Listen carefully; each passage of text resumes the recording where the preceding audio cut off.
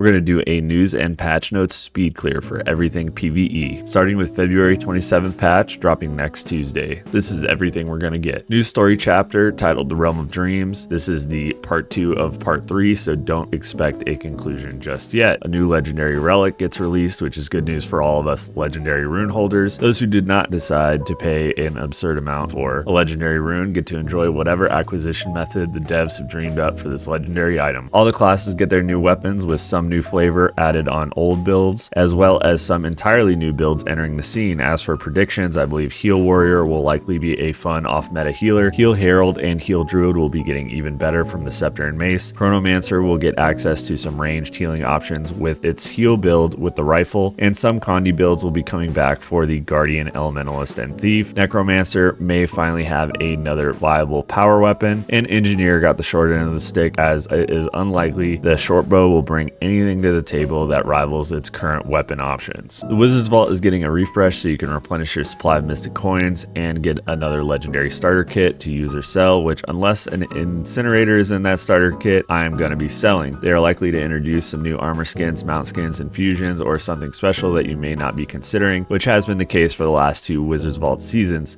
so that's something to get excited about. The tier 1 of legendary armor is being released and finally give more veteran players something to actually do with all of this Rift currency. While Reddit praises its lack of flashiness, other communities on Instagram and Facebook feel it could be a little better. Ideally, the completed version will have a similar flair to the raid legendary armor, and if you are thoroughly disappointed and want to get into raids, my squad is always open. Temple of Phoebe gets its challenge mode. Some players want something more challenging than the Shrek CM that we got last quarter. I personally think that maybe it can be slightly harder, but too much harder and it becomes unpuggable and dead for the most part, at least on NA. Convergences get some updates, and for those players who actually play convergences, which I do very infrequently, if the tier 2 or final version of the legendary armor looks good, I'd consider doing convergences for the materials. So if you want PvE armor, this is a good way to get materials for it. The Ranger gets a new pet, PvP and World vs. World get some achievement changes to long-term titles. That's all happening on the 27th, next Tuesday. In March, there will be a larger balance patch. While focusing on World vs. World more than anything, there are some changes for PvE. Elementalist gets some quality of life changes and some buffs. Engineer gets some buffs, primarily aimed at making Power Holosmith great again. Guardian gets super speed on Feel My Wrath, and Willbender gets some changes to their specialization-specific skills, which are rarely used outside of competitive modes, so who cares? For Mesmer, Well of Precog gets some changes. Infinite Forge gets a buff, however this trait isn't used by current builds. Necromancer gets some power buffs to Harbinger, which is a build that doesn't exist. Ranger gets nothing worth mentioning. Renegade gets an entire rework. Who asked for this? Thief gets some buffs to both Daredevil and Deadeye, hopefully reviving Deadeye from the dead. And lastly, Warrior gets basically nothing. There are also going to be a few bonus rush events in almost every game mode excluding structured PvP, and finally with the release of Super Adventure Box again in mid-April. And that covers between now and April with the PvE aspect of the game. Hopefully Temple of Phoebe is fun and some of the new weapons introduce some interesting builds and bring out some fun playstyles for existing ones. And that's the patch. Like always, like, subscribe, follow for more, and if you like more balance and patch updates, let me know in the comments. Thanks for watching, and I'll see you on the next one. Peace.